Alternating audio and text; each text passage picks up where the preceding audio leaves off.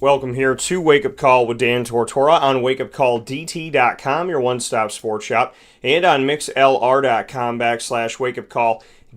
Inside of the Cafe Kubal studios, you're also watching on Facebook Live on facebook.com/live-now-dt and on youtube.com/wakeupcalldt. So however you're connected with the show, we thank you so much for tuning in this morning and every Monday through Friday from 9 a.m. to 11 a.m. Eastern Time inside of these Cafe Kubal studios. Cafe Kubal here for you in the community, and make sure to support local however and wherever you can here in Central and Upstate New York. Support our community, support Central New York. And Cafe Kubal located on 3501 James Street, as well as 324 West Water Street, 208 North Townsend Street, 401 South Salina Street, all in Syracuse, as well as inside of Golisano's Children's Hospital and their newest location on 343 Fayette Street in Manlius, New York. So however you could connect with the wonderful, wonderful people at Cafe Kubal, make sure that you do that today. We were on site, on location for a live show there yesterday with Jason Leone, and you could go ahead and watch that back by going to facebook.com/live-now-dt. You'll also be able to pick it up on our Facebook page for Wake Up Call, which is at Wake Up Call DT on Facebook, and we'll be adding it to YouTube as well today. So, great show coming up for you this morning. A lot of great stuff coming in. I'm very excited for the opportunity that we have here inside of MonPazPopcorn.com's What's Poppin'. We have the wonderful, wonderful pleasure of welcoming back to the show Fred Reed. Fred will be joining us this morning on Wake Up Call with Dan Tortora with an amazing story. Now, Fred was the defensive backs coach at Syracuse University, and he moved on after Syracuse. He was part of Scott Schaefer's staff. And when he moved forward from that time with Scott Schaefer, he went straight to Eastern Michigan. He's been there ever since. And so I'm very excited to have him on the show. He did a special with us where I had a bunch of Schaefer's assistant coaches all on one screen at one time. You can go back and watch that video. I'll make sure to share that today from YouTube as well as on Facebook. And Fred will be with us in just a couple minutes to talk about his road from Syracuse to Eastern Michigan, his connection to Syracuse, and building so many friendships here, and obviously being a father and having that connection when your children have friends that are in the area. So we'll talk about his love for Syracuse, his time at Syracuse, as well as moving on to Eastern Michigan, coaching through a pandemic, adversity, and positivity, and everything in between.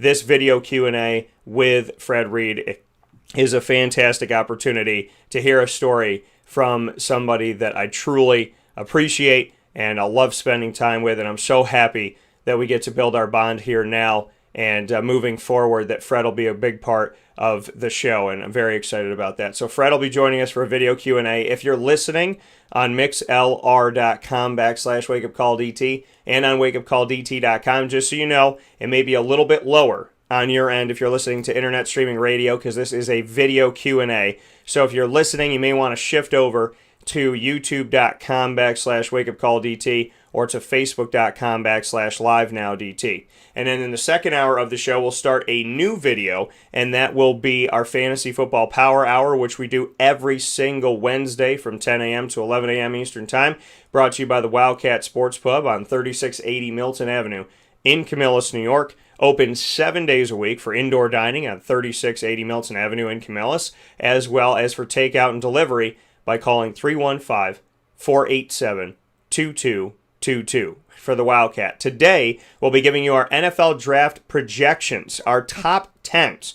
Mike Sofka of Hall of Fame FantasyFootball.com, my longtime partner in all things fantasy football here on Wake Up Call, will be joining me today as he does every Wednesday. And in this show, we'll be giving you our top 10 quarterbacks, top 10 running backs, top 10 wide receivers, and top 10 tight ends for this upcoming 2021 NFL Draft. So we've given you our top 10 rookies coming up here in hour number 2, but not before you hear from Fred Reed. So we'll take a step aside for a fast break. When we come back, our video Q&A with Mr. Reed is on right here on Wake Up Call with Dan Tortora from inside of the Cafe Kubal studios.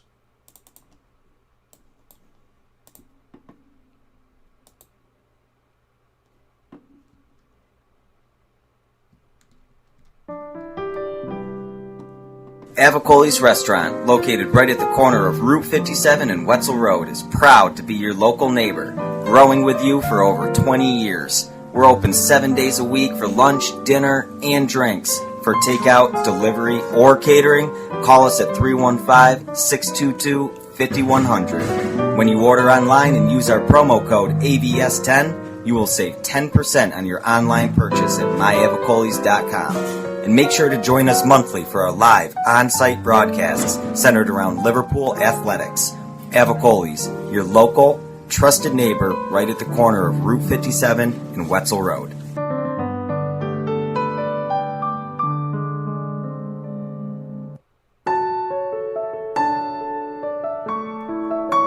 Having peace of mind when you're out of town that your furry-loving friend is safe and sound means taking them to Canine Campground, because we all know that when it comes to the love of our pets, it goes well beyond the call of duty to make sure they're safe and sound. Right, Lily? So take a ride to 242 Johnson Street in East Syracuse, New York, and see Canine Campground and where your dog will be staying in the classic cabin, the executive cabin, the grand cabin, or of course the luxury cabin, because if you know Lily, you know she loves luxury. Now you don't have to wait to the last minute to find a family member or a friend that'll take your dog for a few days. Call Canine Campground at 315-299-4013. That's 315-299-4013. Their drop-off and pickup times are Monday through Sunday. Check K9campground.com for more information. That's the letter K, the number 9, and campground spelled with a K.com. K9campground.com. When you're going out of town, bring your dog to Canine Campground.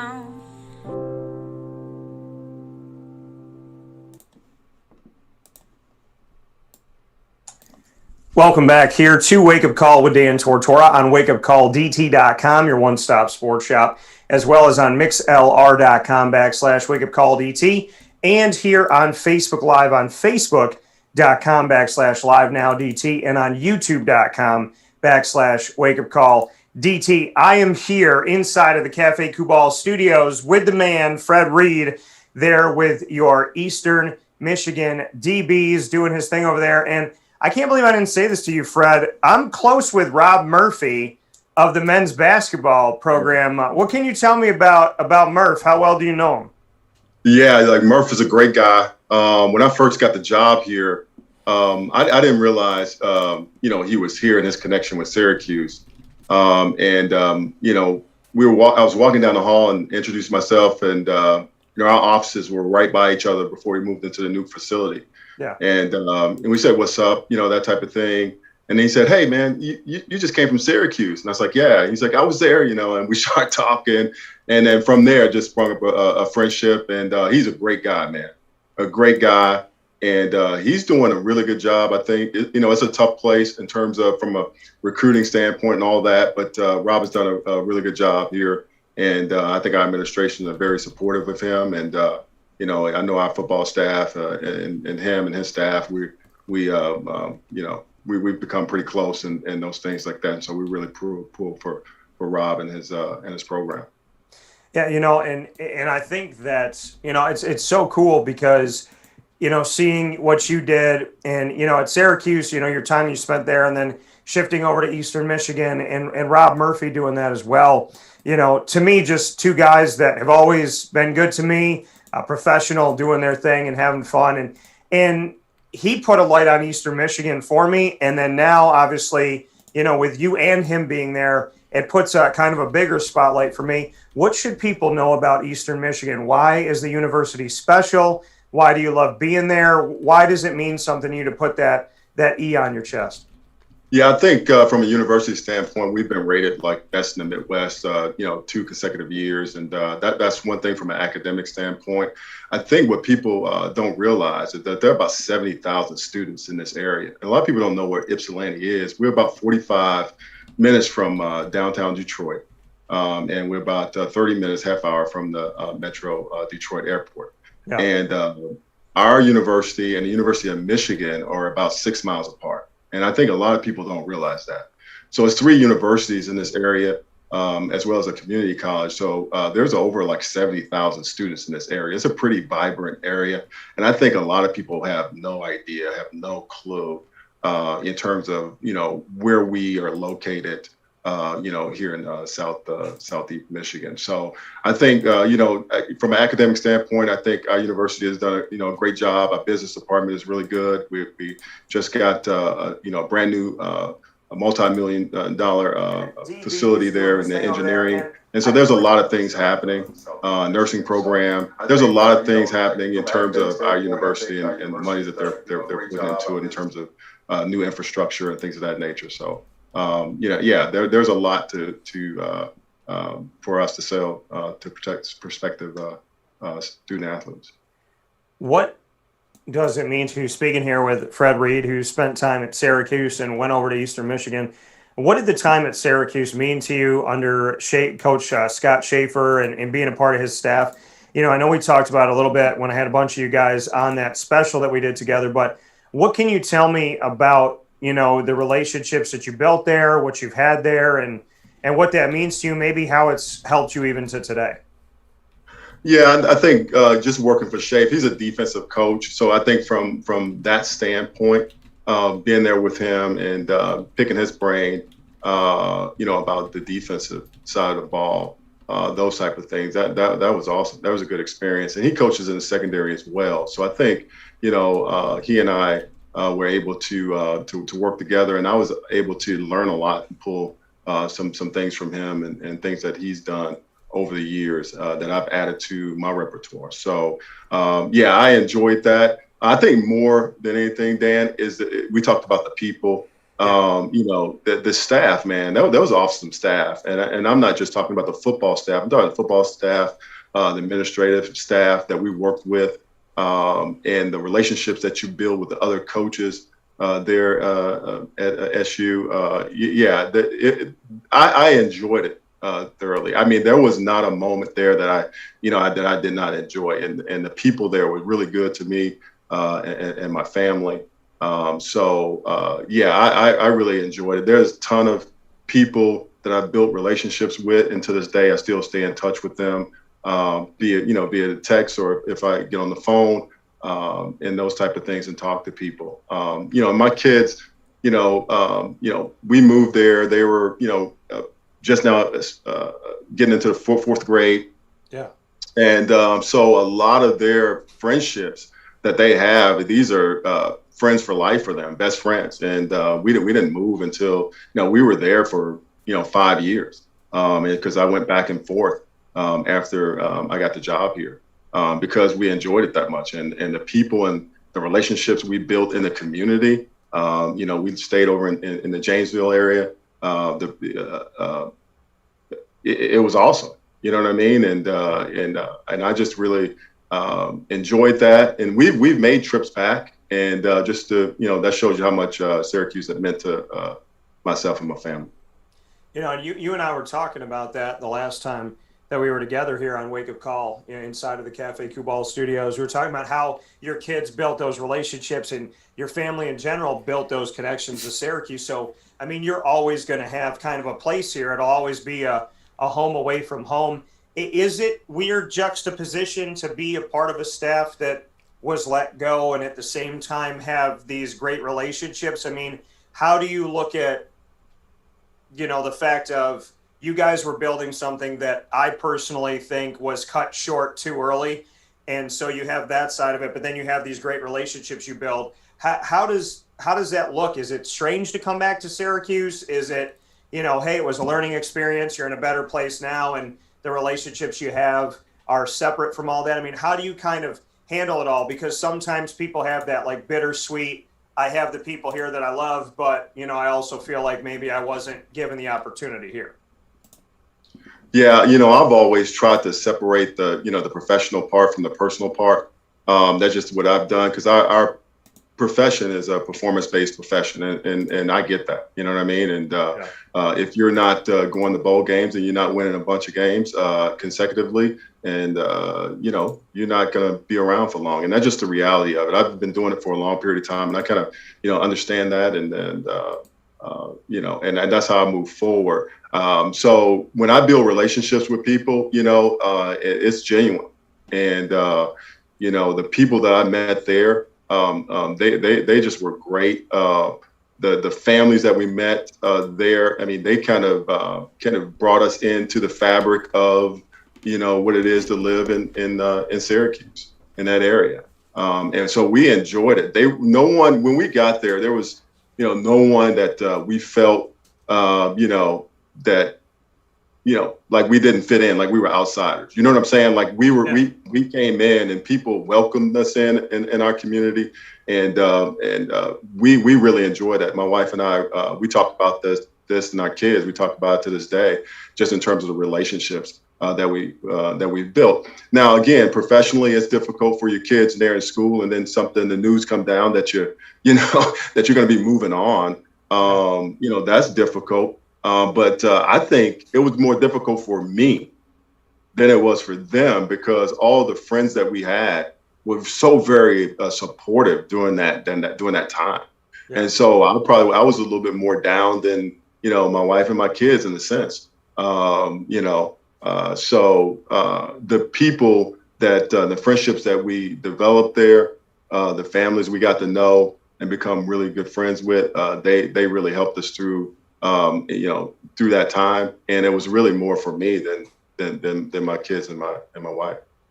And for you, speaking here with Fred Reed on Wake Up Call with Dan Tortora inside the Cafe Kubal studios, I think it's important whether people know Syracuse, know Eastern Michigan, know football or not. Our conversation today is relevant to everything. It's relevant to life. So this past year I've talked to coaches around the country about how it's changed how you coach.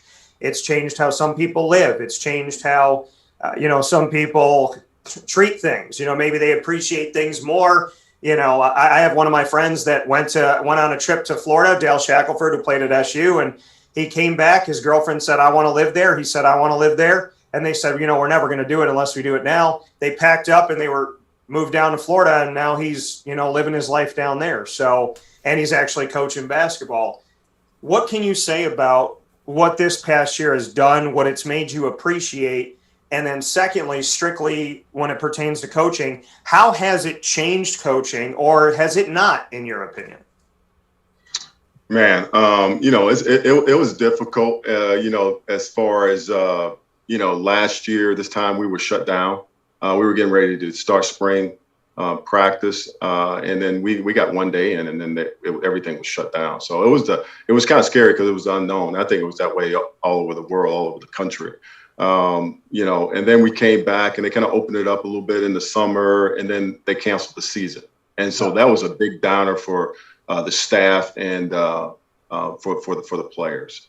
But they said, "Hey, we're gonna allow you guys to have fall ball." And then after that, things started getting rolling. The Big Ten said they were going to play, and then the MAC said, "Okay, we're going to play as well," and 6-game schedule and so on and so forth. So that part, we got the energy back and we got guys going. But it was really difficult to, you never know who you're going to have for practice. You have to be creative in terms of, your roster and your development of guys on your roster. And some of the guys that normally wouldn't get reps because they're younger, maybe they're redshirt and those type of things, were getting reps being prepped for games. And I think what we did, and I think going forward, we went to a split practice because of the social distancing at practice. We wanted to make sure we spaced out and those things. Yeah. So we went to a split practice, and so instead of having 105 guys out there, for example, we split it, and so half the team was out for, a period of time, and then we rotated out. So one half of the team was lifting and going through that strength and conditioning program, and then the other half was on the field with the coaches going through actual practice. And so I think what that did, the younger guys were able to develop. You know what I mean? And you saw a huge difference in terms of the quarterbacks, in terms of their ability to get reps, and the DBs that were young guys getting more reps than they normally would get.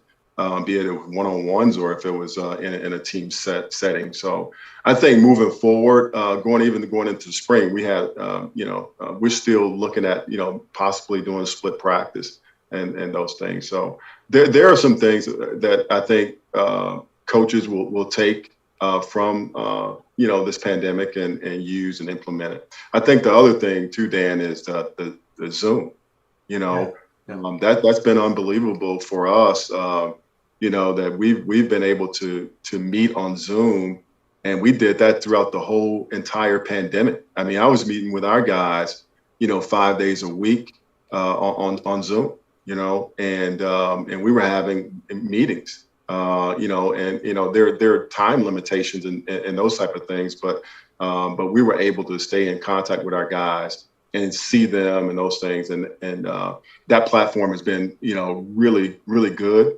And we've used it in our staff meetings as well. We don't get together. We've been in the same building, but we're not getting together in person in a small, space with, a lot of folks. So, I think that is something that I think going forward, coaches will use a little bit more than we have in the past. What good came out of all the craziness? In your opinion, what good can we take from this? What good can, in life in general, and then, in your profession, what's the glass half full of everything we've gone through this year?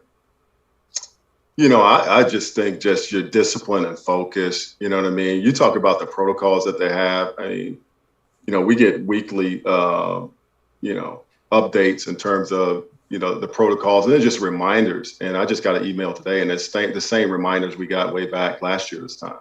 You know what I mean? And now, we know a lot more than we did then. But just in terms of the basic disciplines of the protocol and following those. And it's difficult, with the wearing mask to police that with our guys, even on the field.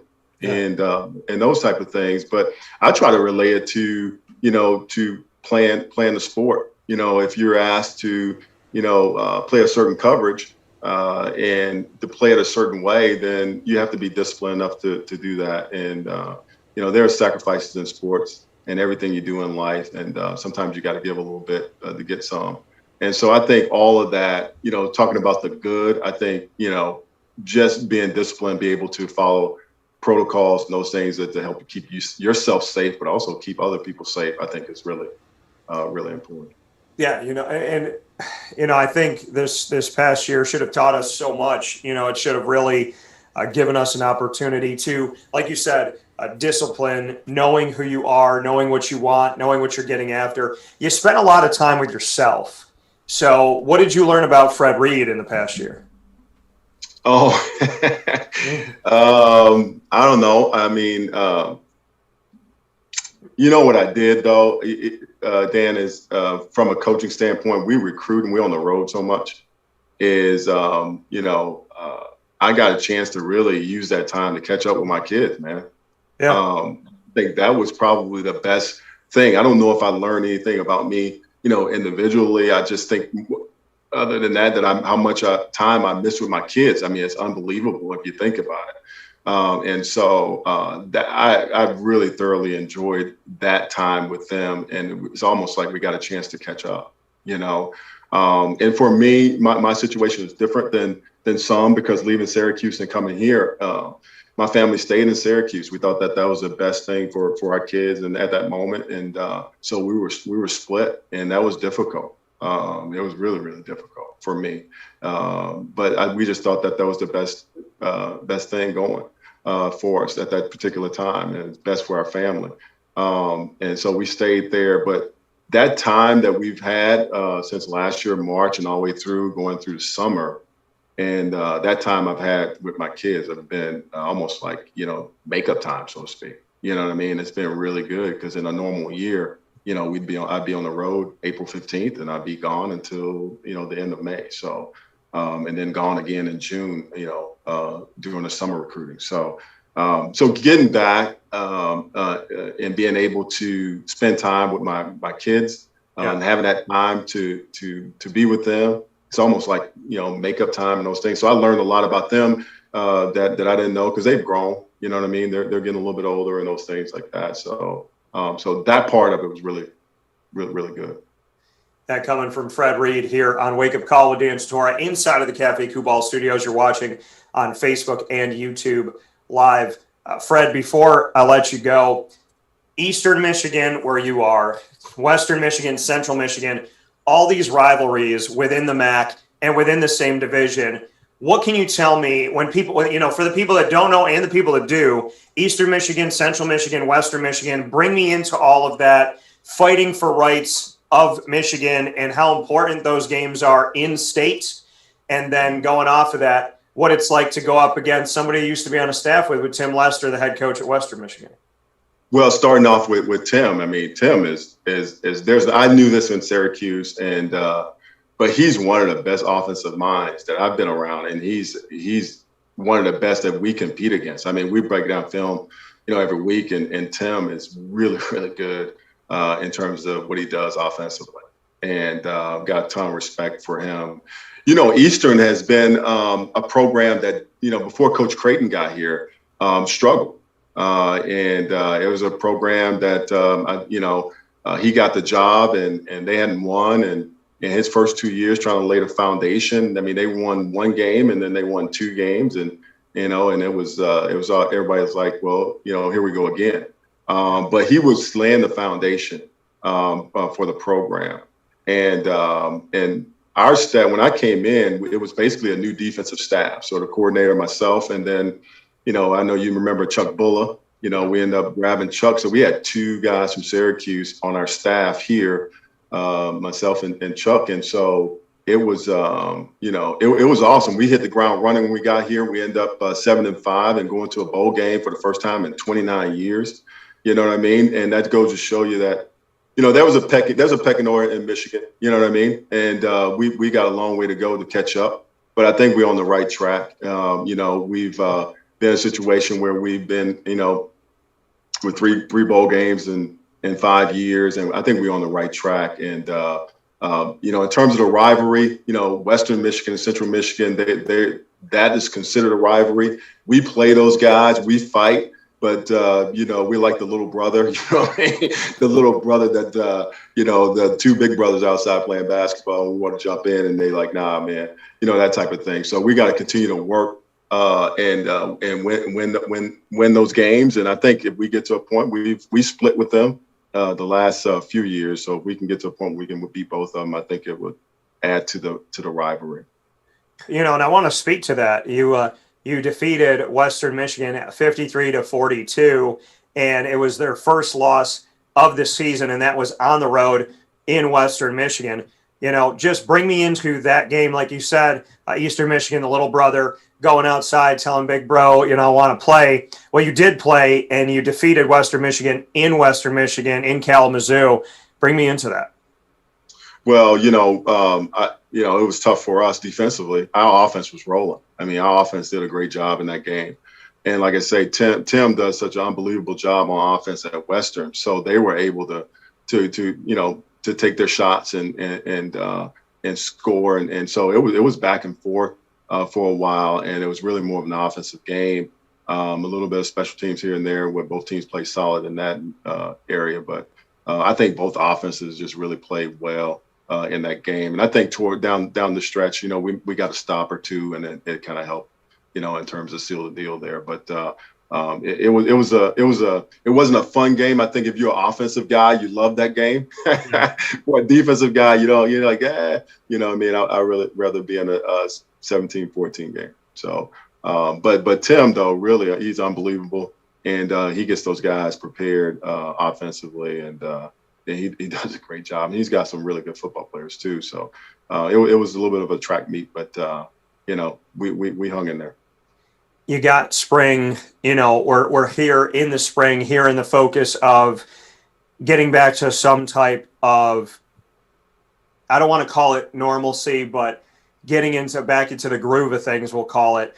What can you say about what it feels like this spring? Does it feel normal? Is it getting normal? I know you said you're looking at the split practices and implementing some things that you had to do for Corona that, could work moving forward. But as you get set for the 2021 season, what is it starting to feel like football again? Is it starting to feel like, pads and helmets and blocking and tackling and doing what we need to do? I mean, is it getting to a place where it feels like, whistle back in the mouth, back on the job, and hopefully putting, some of this stuff in the rearview mirror? Yeah, I think we're moving towards that, but we're still, pretty strict in terms of the protocols. Dan, we're still, as coach, I'm out there with a mask on, and we got handheld whistles now. You know what I mean? So, and we're meeting via Zoom still, and we're going to do that through the course of spring. So everything is pretty much the same. I think once you get out there and you strap it on, though, and start to play, I think all of that stuff is the same, and it's back to normal that way. But I just think that we're going to continue to stay the course with the protocols and see how this thing plays itself out as we move through the summer. I think, though, the way we're going, though, there's hope. There's definitely hope that by the time we get in the fall and August, there in September, that we'll be back to some normalcy. And I'm excited to have to be able to play games and people able to come out and check out the games and those type of things. And I know our players miss that. So I think players around the country miss that in terms of fans being in the stands to cheer them on, families. So I think we look forward to getting back to some normalcy for sure. And there's some hope. Obviously the season is looking like it should be normal here. Our hopes and our prayers that it will be, but back to a 12-game schedule, 4 non-conference, 8 in conference. Just what you could say to that. You have Wisconsin on the schedule, non-conference this year in week 2 at Wisconsin. And obviously Western Michigan and Central Michigan will be back-to-back at the end of your season, November 16th and November 26th, 10 days apart. What are you looking forward to of this 2021 schedule? And I would imagine seeing that there's 12 games is probably what you're most looking forward to. But seeing that, you'll get a crack at Wisconsin in the Big Ten, and, you get to get a feel for some other teams around the country as well before you jump into the MAC. Just what that schedule means to you, and the fact that it is a 12-game schedule where, this country will look to have a non-conference mix-up, which will allow the MAC and everybody else to get to, flow around the country and get back to what we're used to seeing. Yeah, we're looking forward to that. I think our MAC schedule is always very competitive. It's super competitive because the teams are so evenly matched. So that's going to always be knockout, drag-out games, things of that nature. There's no question about that. So you always look forward to those games, as the season progresses there. I think for our players, we've been fortunate to play good against Big Ten opponents. We're 3-0 against the Big Ten, and in the time that we've played them here in the last 4 years. So Madison up there versus Wisconsin is a totally different deal. Those guys are really good, great, and well coached and all that stuff. I think one of the things I think our players would probably be excited about, and as a coach, you look at different venues around the country, and that's one of the great venues in the country. So if we get back to any type of normalcy and they get that thing packed, it's going to be, madhouse up there. So I think playing in those environments and those things, I think our players always love to be able to play in those type of environments, and they get all fired up for that. And I think as coaches, we enjoy, putting our guys in that type of situation, see how they're going to respond, against some really good competition, You've seen the student athletes go through so much, and people want sports, right? People at home want to have something that looks normal and feels normal, but they don't see what you guys are going through. They don't see that, you come home as a coach and like how you are with your family or how many people your family gets to see. And, you might come home and say, okay, I'm going to see my wife and my kids, but, hey, we're not going to have anybody else over to the house. So we can't do this, can't do that. The student athletes are seeing you. They're, seeing their teachers, maybe if they're not all virtual, not even like dating and different things. Like they want you to just focus on the season, stay COVID free, stay eligible in that sense. What can you say about what student athletes have gone through? Because people forget these are kids. You got to go to college. I got to go to college. Like, we know what it's like to go out and date and go here and go there and go to, I'm not a big drinker and stuff like that. So I'm going to the movies, going out to eat, but I'm hanging out with people. To have all of that taken away, for these kids to already commit to being a student full-time and an athlete full-time, they had to even more so commit, and moving forward commit to really not having a life and just zeroing in on football, seeing their teammates, and that's it for the most part, because we've seen when that gets derailed, issues have arisen from that. Yeah, I mean it's tough, because again, a part of the college experience is the social aspect of it. I mean, that's for sure it is, and a lot of activities have been canceled and those type of things there. But I think moving forward, I think hopefully we get back to some normalcy. But there's no question that from a player standpoint, student athlete standpoint, that they're missing a lot of things that they normally would be doing.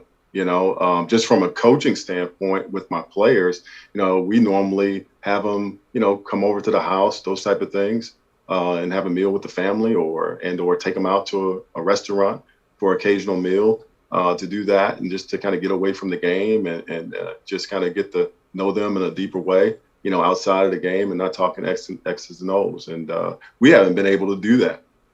So we look forward to being able to get back to doing that. And and I think we talk about family here a lot, Dan, and a part of family, Coach Creighton is always talking about, hey, have the guys over to your home, and just so they can see how a husband and a wife interact, and those type of things, and how you interact with your kids, and so we're missing that, and a lot of these guys are from they're not just from Michigan. I mean, we got guys from from California, we got guys from Texas, we got guys from Louisiana, we got guys from all over the country, Georgia, and Maryland. I mean, so we got guys from all over, and so they're far away from their families. And so what we try to do is try to be able to be the family here, create the family environment. And the one thing that this pandemic, even though we're back kind of doing things football wise, we're not doing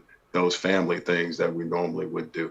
And so that's been a challenge. And so they're not getting the social aspect of things, because of all the protocols and all that.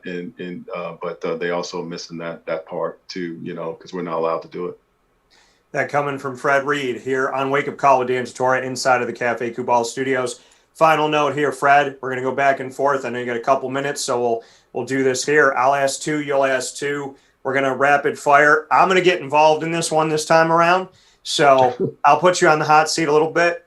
My first question for you is, you got the bald look with the full beard. I'm seeing Brian Mcknight. I'm seeing a little bit of Shaft. Like I'm seeing some flavor with this. So what inspired the look, number one? And this is one question, but it's 1A and B.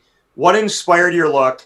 And going off of that, because when I see the look, I'm thinking lyrically to some of the singers I appreciate the most. Who are some of your favorite singers?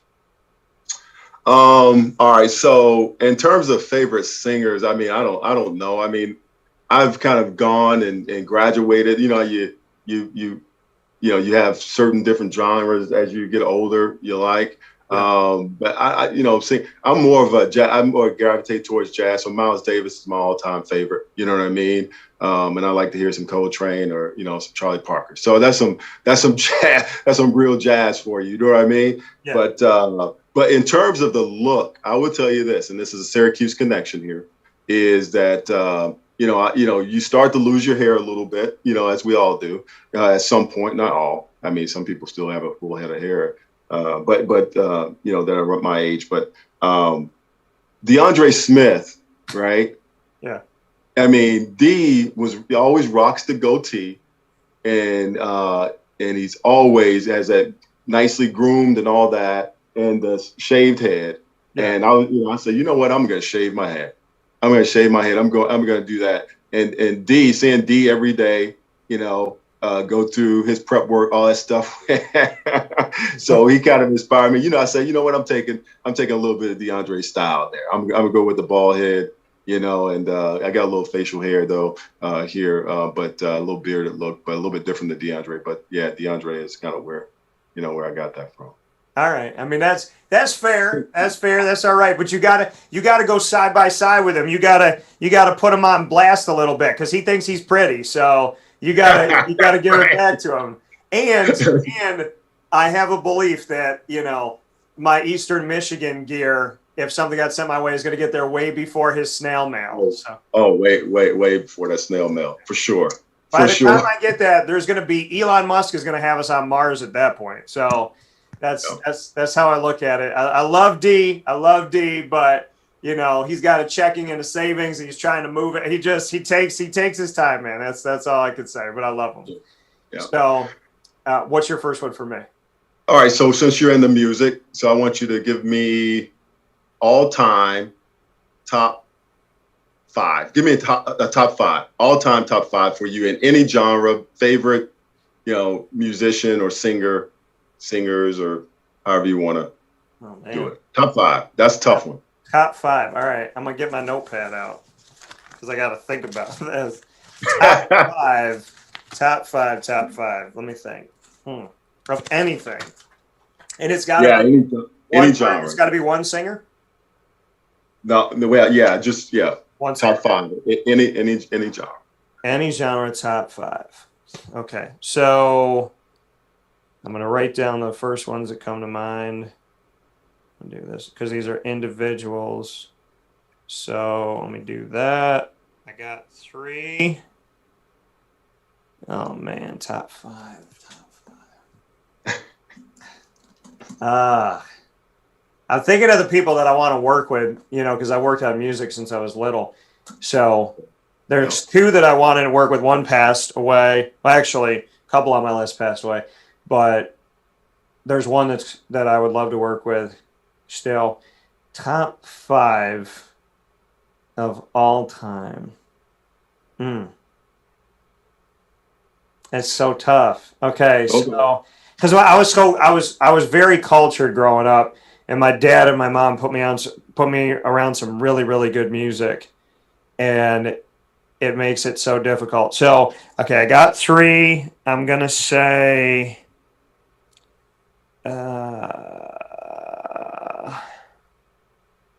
Man, I got to give it up to this guy who gets confused with another one. And I'm going to say, okay. All right, I got it. So I got it. I'm going to go. This is probably 1, 2, 3. Okay. All right. I got it. So I'll tell you, this is in order. So I'll tell you 5 to 1, 1 being my favorite. So I would say 5 is Peebo Bryson.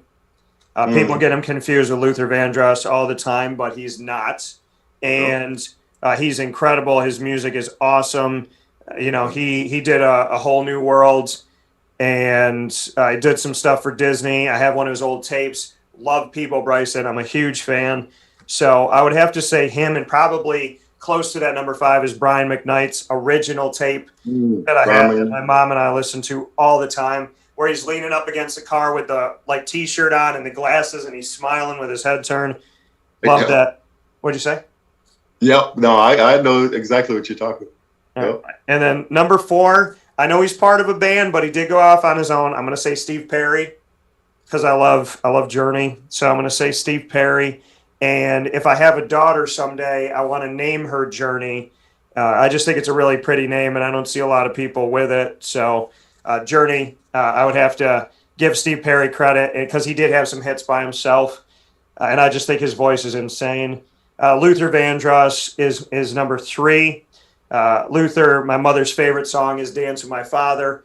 Makes me think of my grandpa, who she's very, very close to. And my grandfather's passed away in 1992 when I was 6. So, and they're still with me. I think about them every day. So I'd have to say Luther Vandross because he means a lot to my family. Number 2, he's alive, and God willing, I'll get in a studio someday with this man. Incredible. Everything he does is magic. Phil Collins is my number 2. Oh, yeah. And my number 1 is the man who taught me how to dance, the man who has music that people don't even realize, and I should have it. I should have it here in the studio. I need to just leave it here because I talk about it so much. But the Dangerous album with his eyes and the circus around him, Jam, Keep It in the Closet. There's obviously the song Dangerous is on there. There's Remember the Time, and it's Michael Jackson. I mean, Michael Jackson. I watched his music. I watched the movies about his life.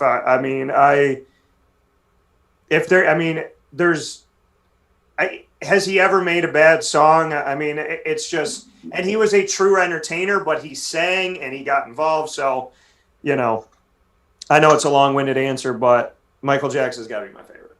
Yeah, no doubt. So yeah. My last one for you, Fred, is if you were going to put a message in a time capsule, what 3 things that this time capsule is going to be open 50 years from now, what are 3 things that you write on a piece of paper in the time capsule? And what are 3 things that you put in the time capsule? Oh, man. 3 things to write. Yep. To write in the time capsule.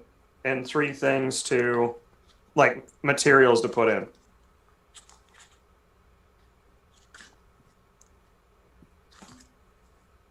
Wow. To write in there,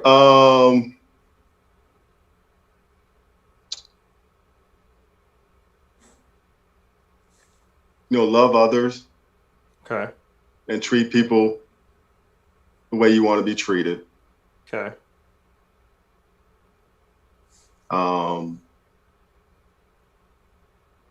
Never give up. Okay. Never give up. Share your energy with others through enthusiasm. Have enthusiasm about life. And so that's those would be the 3 that I would put in there. 3 physical things. You got to have some way to get around. So you got to put a vehicle of some sort in there. I put a Jeep Cherokee, some type of Jeep in there so you can get around all terrain or whatever. Okay. All right. Something to drive. Man, holy cow. What else? I would, I don't know. Man, you got me on this one. Something to drive.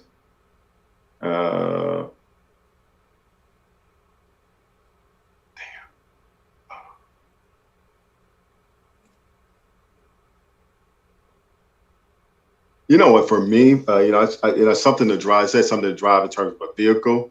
Yeah. But at some point, I would put a motorcycle in there. Okay. I'm big on transportation, so I've always wanted a motorcycle. So I'm gonna say that. Okay. And then the 3rd thing, I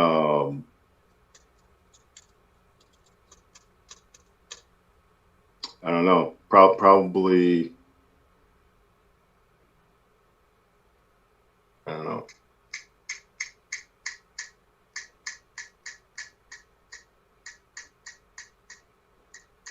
My Surface computer, so I don't know what the time is going to be and what's going to be going on, but I'll have a computer. Okay. I don't know. All right. Fair enough. Yeah. I think so. I don't know. You what? I said I think that's what I do. I don't know. No, I like it. I like that you kind of thought of Walking Dead. You're like, okay, I got to have a motorcycle like Daryl. I got to have a Jeep like Rick, and I got to have some type of computer. So I like. There you go. I like it. Exactly. What's your last one for me? All right. So I'm not going to give you an NCAA question because this is basketball time, and I know you're going to probably work on that. But I'm a big NBA fan. Okay. So I'm gonna ask you, who you think? Give me your top five. Is tough, but I'm gonna put five on you again. Okay. Top five NBA guys of all time. Top five NBA of all time. Okay. I don't know if you're a basketball. I don't know if you're into NBA, but I know you like basketball. But Yeah, I love basketball. Wow. Okay. All right. So I'm gonna do. Okay. I'm gonna do that.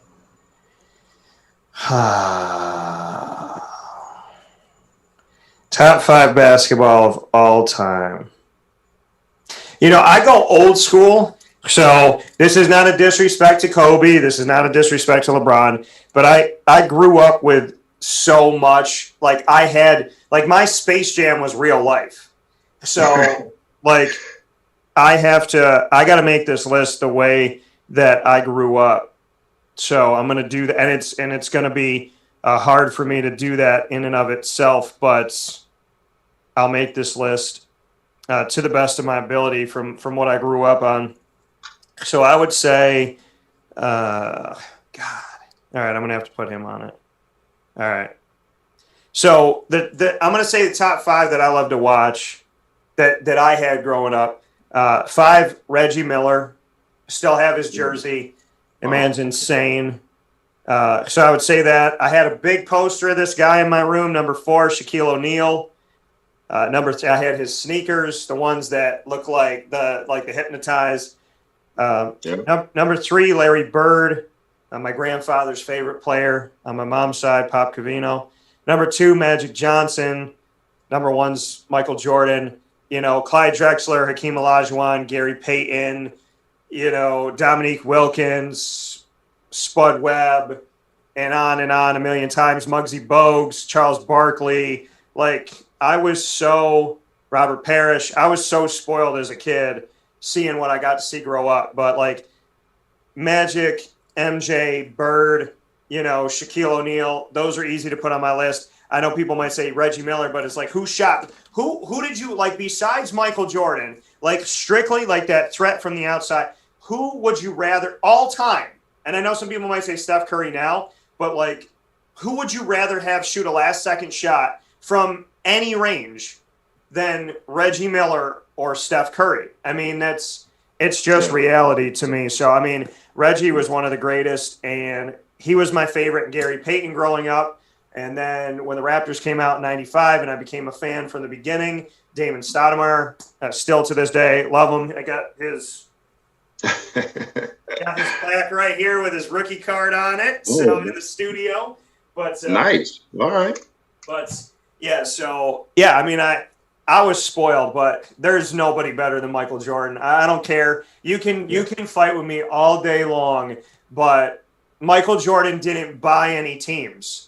He didn't crater a team and then make them spend a bunch of money on superstars. He just played with. I mean, yeah, he had Pippen, but remember, they put that team together, and outside of the Rodman move, what else did they do? So, yeah, I don't know. I'm so.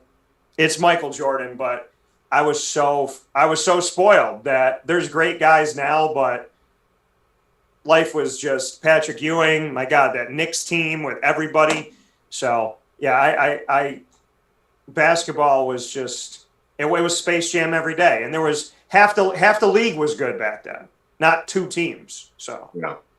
No, I agree with you. So being a Chicago guy, so I'm a huge Bulls fan. So MJ would definitely be number 1 without question. You know what I mean? So I'm with you 100%. You know what I mean? And just here's another Syracuse thing. Tim is from Chicago. Tim Lester, right, from Chicago, and we hit it off pretty good when I got there, and we talked about the Bulls all the time. Yeah. And he comes down and he throws me this shirt probably about 3 weeks in.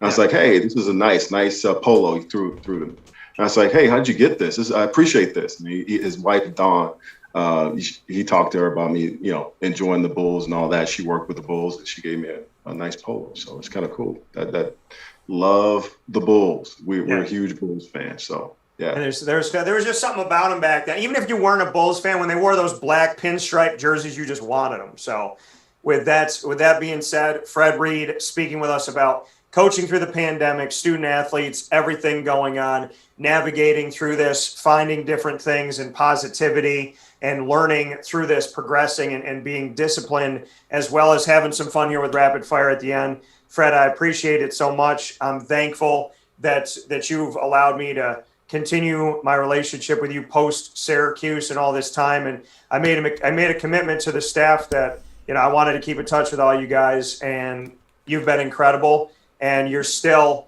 my favorite, some of my favorite coaches in the country, because you're just really good people and you spend your time, even more time than you have to spend sometimes. So I want to say thank you for that. I can't appreciate you enough. And it just really means the world to me that you guys have been so good. You're all successful where you are. And I hope and pray for nothing but the best inside and outside of football for you, because you deserve it. Yeah, no, I appreciate that, Dan. Appreciate the invite. And there's a lot of love in the Reed household for Syracuse. So, and the folks that we met there and the families that we developed lifelong friendships with. So it's a lot of love there. Appreciate that. That coming once again from Fred Reed inside of MonPazPopcorn.com's What's Poppin'. We'll take a fast break before we get set for the Fantasy Football Power Hour. In that fast break, go to MaandPazPopcorn.com. That's MaandPazPopcorn.com and use my promo code DT20 for 20% off. If you order at MaandPazPopcorn.com, you can order for in-store pickup or for delivery to any one of the 50 states.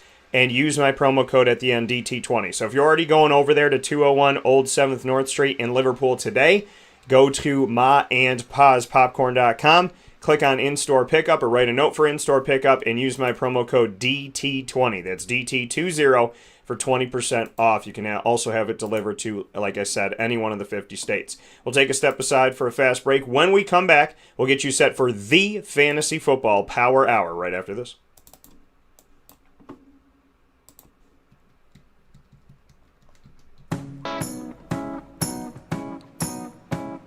In these unique times, there are those in our community that give us a sense of normalcy and positivity. Pizza Man on 50 Oswego Street in Baldwinsville has been here for you for over 35 years and is here now.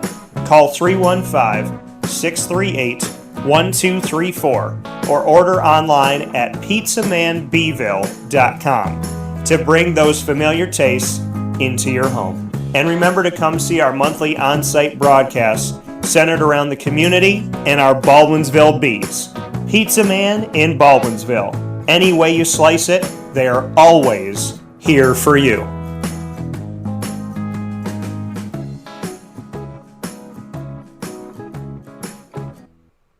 I'm George Townsend of Honda City with some good advice when buying a new car. The true cost of owning a new car is determined by the appraised value when you trade it. No vehicle appraises higher than a Honda. Next, look for low APRs and deep discounts. You also want low maintenance costs and great fuel economy. That's why my advice to you is to buy a new Honda. Looking pre-owned, visit our Honda Certified Used Car Center. Honda City, 7140 Henry Clay Boulevard, Liverpool, or HondaCity-CNY.com. It would be a pity if you don't shop at Honda City. This is Jimmer Sikowski, owner-operator of Chick-fil-A Cicero, 7916 Brewerton Road in Cicero, right in front of the Home Depot. I had a deep feeling that God wanted me to do something bigger with my life and to help people, help others. I kept putting Chick-fil-A in my life, and I realized as I was going through the franchise selection process that positively impacting the lives of others was really core to what we do here at Chick-fil-A. First of all, it starts with the food. The food is brought in fresh daily. We bring in local produce. We prepare to order in the kitchen. We hand bread our chicken. We hand spin our milkshakes. It's great food. It doesn't taste like fast food. I think the second thing is the way people feel when they come in a Chick-fil-A restaurant. It's different. We try to treat people with intentional kindness here, which is very different and deeper than good customer service. And so I think it feels remarkable for most people to come in a Chick-fil-A restaurant. And then lastly, the impact that we try to have in the community is very different. It's a big part of the expectation of every operator of a Chick-fil-A restaurant is that they're actively engaged in their community, they're a leader in their community, and they're making a difference. When they realize that what we're striving to do is to shine a little light in their life, that's a very, very different experience than you will have in any other quick service restaurant. And it's that remarkable experience that I think people will emotionally connect with.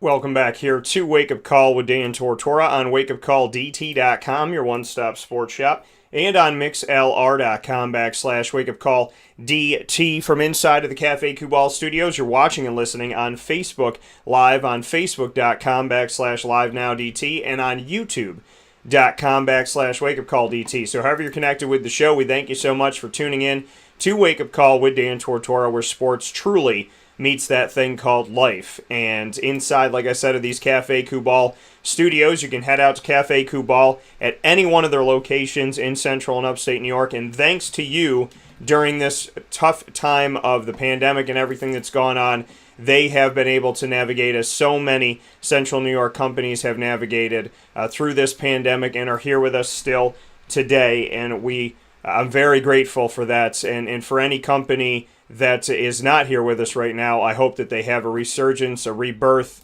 and that they come back, or that the owners come back in some way, shape, or form, because everybody should make it through this thing, and that's what I want. I want to see everybody succeed, not just one place, not just one person. I want to see us all succeed, and in my community and beyond. So a lot of love and a lot of positivity for everybody out there, and very thankful for Cafe Kubal. You can find them on 3501 James Street, 324 West Water Street, 208 North Townsend Street, as well as on 401 South Salina Street, inside of Golisano's Children's Hospital, just reopened. And you can also get in touch with them out in Manlius at 343 Fayette Street in Manlius, New York. So however you're getting to Cafe Kubal, make sure you head out there today and enjoy a cup of Cafe Kubal's great hits. They have awesome coffee, chai, tea, everything. So make sure you go out there and get that today. With that being said, we're going to end this video on Facebook and on YouTube. So if you're watching on Facebook or YouTube, we're going to end this video, start a new one, so don't go anywhere. We'll be back in just a moment here where sports meets life, inside of the Cafe Kubal studios on Wake Up Call with Dan Tortora. And for those of you here